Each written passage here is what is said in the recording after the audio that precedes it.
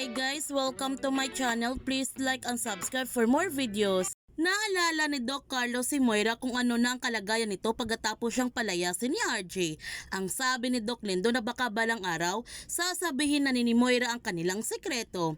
Ang sabi ni Doc Carlos, wala namang kasiguraduhan na sasabihin ni Moira ang kanilang sekreto. Pinayuhan siya ni Doc Lindo na si Moira is taking time now. Anytime pwede siyang sumabog. Mahirap kung hindi siya handa. Kaya kailangan niyang sabihin kay RJ kung ano ang namamagitan sa kanila ni Moira noon.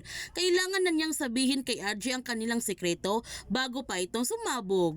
Kaya pinuntahan ni Doc Carlos si RJ para sabihin sa kanya ang buong katotohanan. Gayon pa man, tumawag si Zoe kay Nerissa para magtanong kung nandyan ba sa kanyang bahay tumutuloy ang kanyang ina ngayon. Nagtanong si Nerissa kung bakit niya hinahanap si Moira, di ba nag-away na silang dalawa.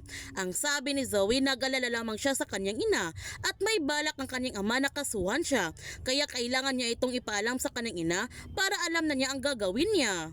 Sa hindi inasahan, nakita naman nila Aling Susan at Josa si Moira sa kalye na mukhang grasa na ito. Sobrang masaya si Aling Susan nung nakita niya ang kalagayan ni Moira at ang sabi niya na magandang i-content ito sa kanyang YouTube channel. Habang si Moira, hinabol naman niya ang taong grasa para bawiin ang kanyang maleta. Handa na kaya si Doc Carlos na sabihin kay RJ ang katotohanan? Yan ang ating abangan sa abot kamay na pangarap. Kung bago ka ba channel ko, don't forget to like, subscribe, ang click notification bell para palagi kang updated sa mga videos upload ko. Thank you for watching and God bless to everyone.